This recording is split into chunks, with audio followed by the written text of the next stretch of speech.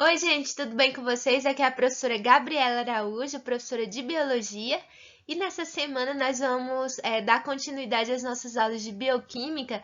Dessa vez iremos estudar os lipídios, tanto essa semana, que será a nossa parte 1, quanto na próxima semana, que nós estudaremos a continuação desse assunto. Mas o que são os lipídios, gente? Os lipídios a gente tem os óleos, temos as gorduras, ceras, temos várias substâncias, tá? Que a gente chama em biologia de lipídios. E em comum essas substâncias, elas são substâncias orgânicas apolares. Orgânicas, essa palavrinha vocês já viram bastante, tá?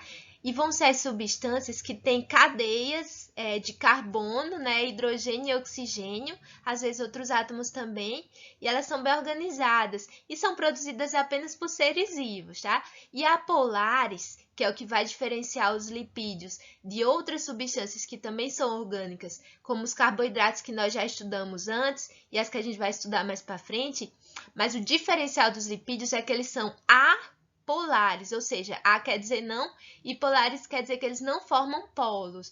Isso por quê? Porque eles não formam cargas, eles não têm cargas nem positivas nem negativas, né? Quando nós estudamos a molécula de água, algumas semanas atrás, a gente viu que ela tem carga negativa aqui do lado do átomo do oxigênio e carga positiva do lado dos átomos de hidrogênio. Então, a gente diz que ela é polar, tá? Mas os lipídios não, os lipídios são apolares. Por quê? Porque eles não têm carga. Aqui é uma molécula de lipídio, é um triglicerídeo, e ele não tem polo em canto nenhum. Por isso que a gente diz que é apolar. Então, por não ter polo, enquanto que a água tem, os lipídios, eles são hidrofóbicos, tá? Hidro quer dizer água e fóbico quer dizer tipo aversão.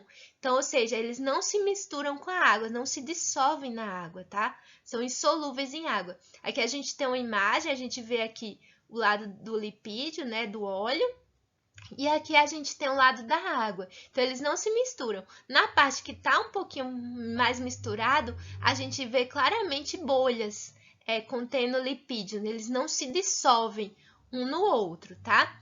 Lembra de homofóbicos, tá? Homofóbico quer dizer que tem aversão a homossexuais. Então, no caso, hidrofóbicos tem aversão à água. Hidro quer dizer água, tá?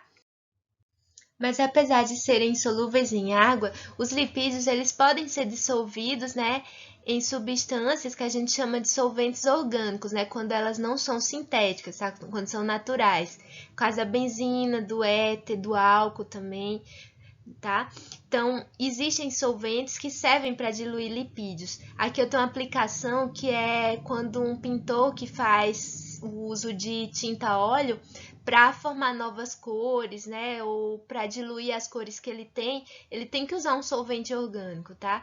A gente acaba usando também quando vai pintar uma porta, né, para melhorar a consistência da tinta, quando vai pintar às vezes a parede, enfim, isso é muito utilizado, esses solventes orgânicos, e se a gente usasse água não daria certo, ia empelotar tudo, porque a base, né, de muitas tintas é lipídio, são óleos, tá certo? Por isso que é importante usar esses solventes orgânicos. E outra coisa que eu destaco, né, sobre os lipídios, é muito importante vocês lembrarem, é que eles não formam polímeros, tá? Não formam, tá?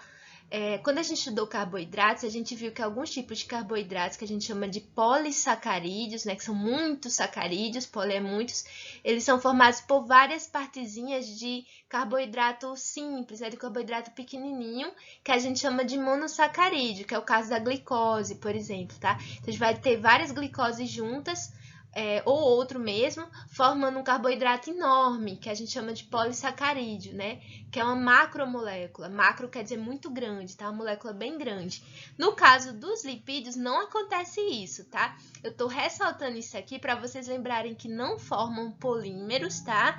E também para relembrar esse conceito, porque isso ocorre, a formação de polímeros, em quase todas as substâncias orgânicas que a gente vai estudar, mas não ocorre nos lipídios.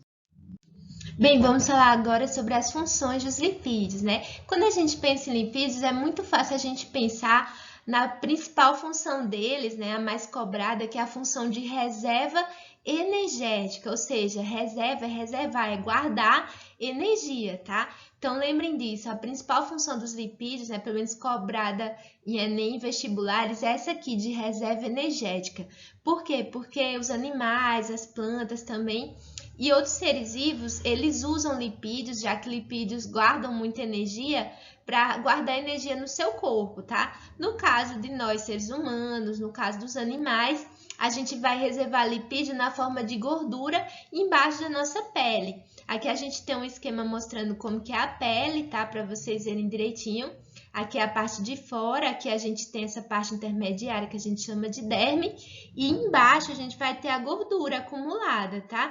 Esse tecido que guarda a gordura a gente chama de tecido adiposo, né? Que é o tecido subcutâneo embaixo da pele, né? E tá cheio de células que estão repletas de gordura, que são essas células aqui. A gente chama elas de adipócitos, né? Vocês podem ver aqui é uma foto do tecido adiposo em microscópio. E a gente vê, cada bolinha dessas é uma célula cheia de gordura, né? Temos células menores, outras maiores. E aqui a gente vê como que é a diferença das pessoas em relação a esse tecido de acordo com o peso delas. Em pessoas que estão com seu peso bom, né, com peso normal, essa pessoa vai ter células não tão grandes, tá? E mais ou menos todas de um tamanho parecido. Já numa pessoa com sobrepeso, ela vai ter células grandes, células médias, tá? E células pequenas se formando o tempo todo, justamente para que essas células pequenas possam crescer, né, para acumular cada vez mais gordura. E já numa pessoa com obesidade, a gente vai ter muitas células grandes e também células pequenas se formando para acumular mais e mais gordura. Então é um caminho difícil, né? Aqui, quanto mais a gente come, então mais células vão se formar e maiores serão essas células. Então, gente, por muito tempo os lipídios foram considerados como que os vilões, né, da nossa alimentação, até porque eles são mais calóricos, né, do que outros tipos de alimentos, né, de substâncias orgânicas. Para vocês terem uma noção, por exemplo, 1 grama de gordura tem uma faixa de 9 calorias, tá? De álcool, álcool também engorda, tá, gente? De 7 calorias.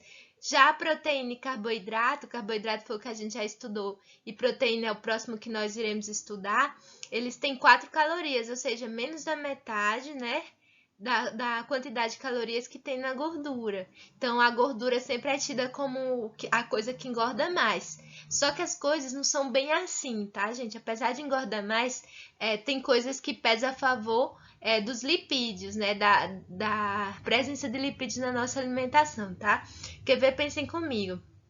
Aqui a gente tem uma tigelinha de arroz. Arroz tem bastante carboidrato, tá? Principalmente carboidrato.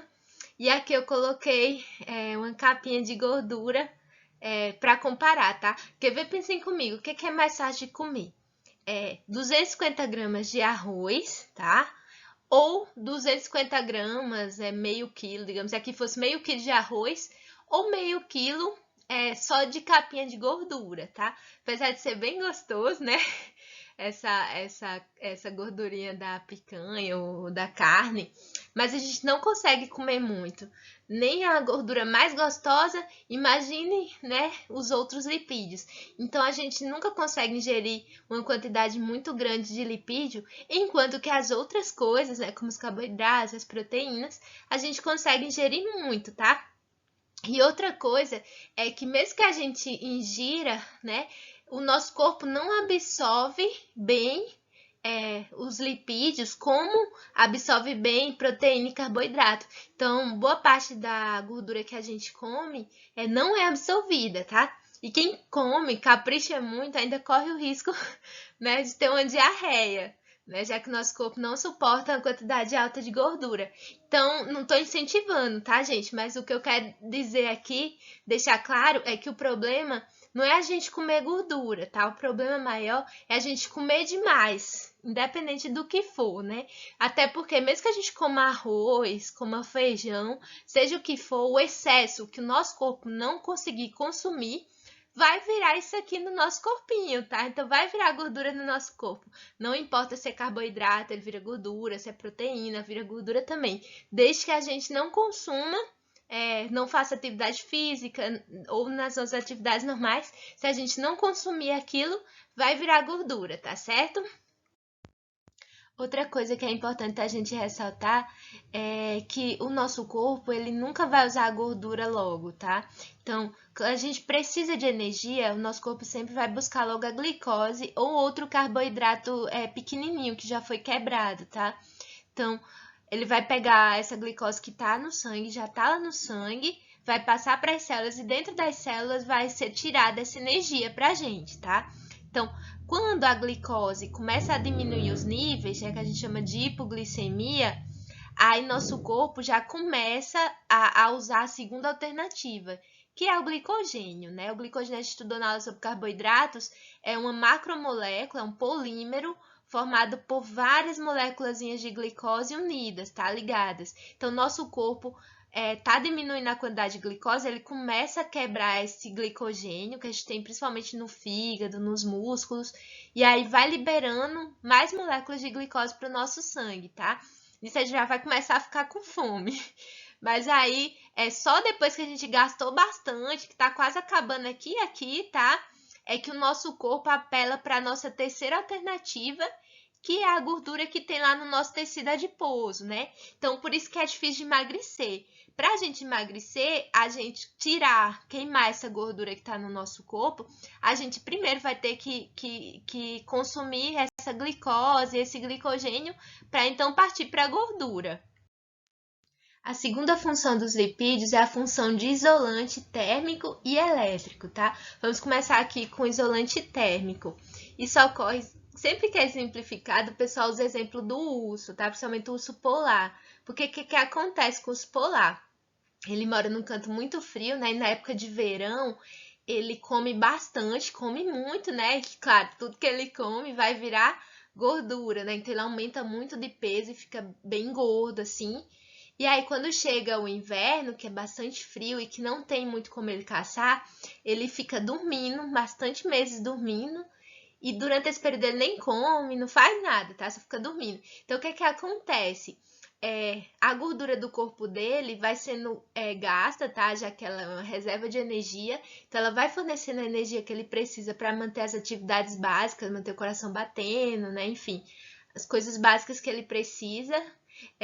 E ao mesmo tempo, essa gordura, quanto mais gordura ele tiver, melhor para ele, porque ela vai proteger ele do frio. Então, como que a gordura protege do frio?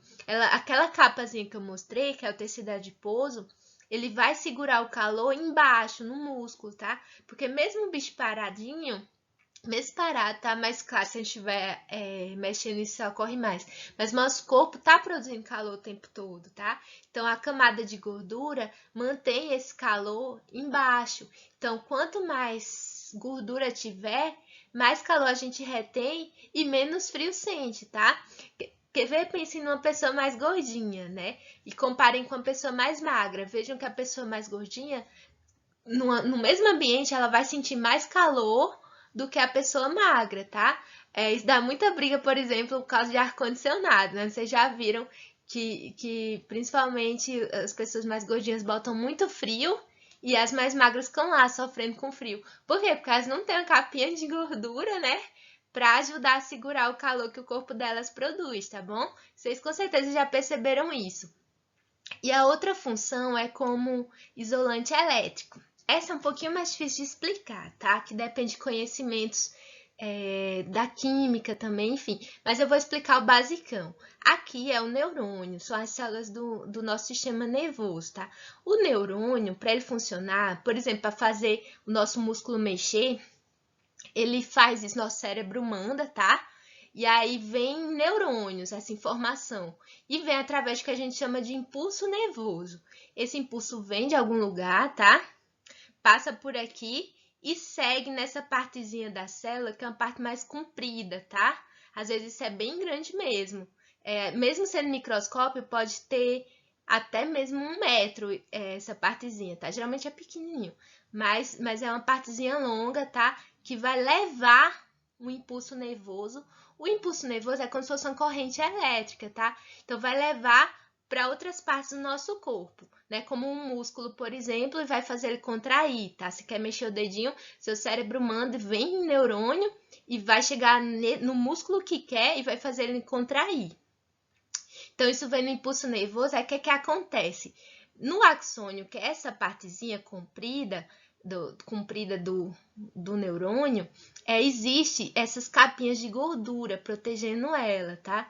Essa capinha torna a transmissão do impulso nervoso muito mais rápida e eficiente do que se não existisse, tá? Então, é como se fosse a capinha do fio. Veja que um fio desencapado, a transmissão da corrente elétrica nele não é tão eficiente quanto se ele tiver todo encapadinho. Então, é mais ou menos isso que acontece aqui, tá certo? Inclusive, existe uma doença que a pessoa, aos poucos, vai perdendo essa bainha de mielina, que é essa capinha. A gente chama isso de bainha de mielina, tá? Então, a pessoa vai perdendo aos pouquinhos, vai ficando, perde um aqui e outro lá, e a pessoa vai perdendo os movimentos, inclusive, porque não consegue ocorrer a transmissão correta do impulso nervoso, tá? Isso demora anos para acontecer, né? Chama esclerose múltipla. E tem outras doenças também que é parecido. Então, a gente vê o quanto que é importante, né, essa capinha de gordura protegendo o nosso axônio para que o impulso nervoso seja propagado corretamente. A terceira função é fácil de explicar, todo mundo entende que é a proteção mecânica, tá?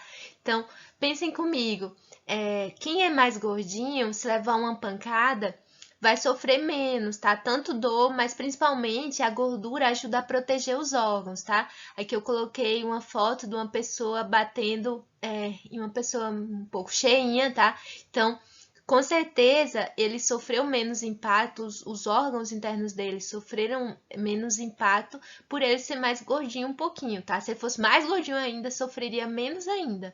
E se ele fosse bem magro, claro, sofreria mais o impacto, né? E aqui eu coloquei uma foto de uma modelo que caiu, ó, mesmo de bumbum no chão. Então, com certeza ela é magrinha, ela sofreu muito mais do que uma pessoa cheinha, né? Ou pelo menos que tivesse bumbum bem grande, tá?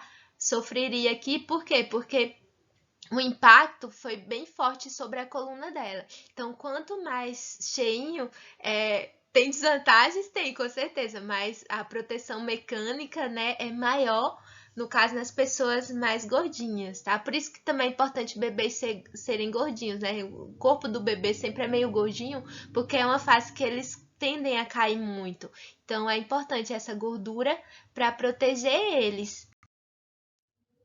Bem, vamos falar aqui de mais uma função dos lipídios, que é a função de formação de membranas celulares e também de alguns hormônios, tá? Então, os lipídios, eles também podem ter função estrutural, que é ajudar a formar alguma estrutura do nosso corpo, nesse caso, a célula, tá? A membrana das células, e também participar da composição dos hormônios, tá? A gente tem hormônios de vários tipos, e uma boa parte deles são hormônios lipídicos, tá? Que são feitos de lipídios.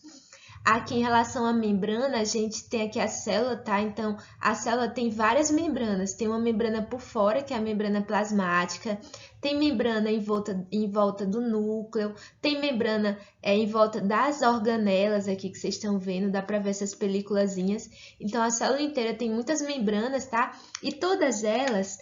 aqui eu coloquei um aumento da membrana plasmática, mas todas essas membranas são formadas principalmente de lipídios, né? Aqui a gente tem essas bolinhas amarelas com as caudinhas, tá?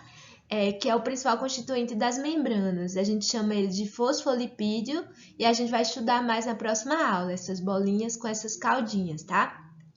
Mas também, no caso dos animais, nós temos também o colesterol, que é um constituinte da membrana plasmática e que é bem importante para essa outra função, que é formação de alguns hormônios, tá? Então, o colesterol vai ajudar a formar vários hormônios que são à base de lipídios, como esses aqui, né? A testosterona, a progesterona, também o estrogênio, que são hormônios que a gente chama de sexuais, tá? Que tem a ver com a determinação das nossas características sexuais, além da aldosterona, que é um hormônio que tem no rim, que ajuda na função renal, e do cortisol, que é um hormônio que está associado a situações de estresse. A gente libera mais quando está sob mais estresse. Chegamos então na nossa última função, que é a de impermeabilizante. Essa função de impermeabilizar as coisas, né, vai ser desempenhada principalmente pelos lipídios que a gente chama de cerídeos, que são as ceras, tá? Existem ceras de origem animal, existem ceras de origem vegetal, né? E também existem ceras sintéticas. Nesse caso aqui, a gente está falando das ceras naturais, tá? Que são aquelas de origem animal ou vegetal. Entre as ceras de origem animal, a gente tem, por exemplo, a cera de ouvido, né? Esse nome já está dizendo, cera de ouvido. E para que serve, né? Para que a gente tem cera de ouvido? Não é só para fazer nosso ouvido coçar, não, tá, gente? Isso é importante. A cera de ouvido, ela fica principalmente nessa região aqui, que está entre a abertura do ouvido e essa membraninha, que a gente chama de tímpano, que é muito importante. A vibração do tímpano é que vai produzir o som, vai fazer a gente escutar, tá? E é uma membrana muito sensível, então é importante ter essa cera, porque ela evita que entre água ou umidade no ouvido, né? E que chegue no tímpano. Então ela ajuda a proteger o tímpano de água, de umidade. Se tiver água no tímpano, por exemplo, pode dar infecção, proliferação tipo de bactérias, de fungo. Então é para isso que serve a nossa cera de ouvido, tá? Por isso que é importante quando a gente limpa o ouvido, não colocar o cotonete com tudo, tá? Limpar mais essa região externa para não ter o risco de passar aqui e atingir o tímpano. A outra cera que eu destaquei, na próxima aula a gente vai estudar mais sobre os cerídeos, tá? Sobre as ceras, mas eu coloquei aqui a cera de carnaúba. As plantas, né, na parte da folha, na parte de cima da folha, elas têm uma camadinha de cera, que a gente chama de cutícula, que ajuda a evitar que a planta transpire, né? Isso vai ser importante principalmente em regiões quentes, tá? Então, é importante que a folha da plantinha retenha a água que tá dentro dela, tá? Então, a cera ajuda a isso. Se vocês verem, por exemplo, se estiverem em casa uma plantinha que tem a folha bem brilhosa, significa que ela tem cera, tá? Tem mais cera. Então, essa planta provavelmente resseca menos, a folha fica menos murchinha, porque ela não perde tanta água, tá? Mesmo em dias quentes. Então, é para isso que serve a cera. Aqui eu coloquei a cera de carnaúba porque ela tem também muitas aplicações na indústria, tá? Como, por exemplo, fazer cera para passar nos carros, né? Para polir o carro. Isso ajuda também a proteger a pintura, deixa brilhoso, bonito. Cera para colocar no piso, cera para móveis, tá? Também, que é a base de cera de carnaúba.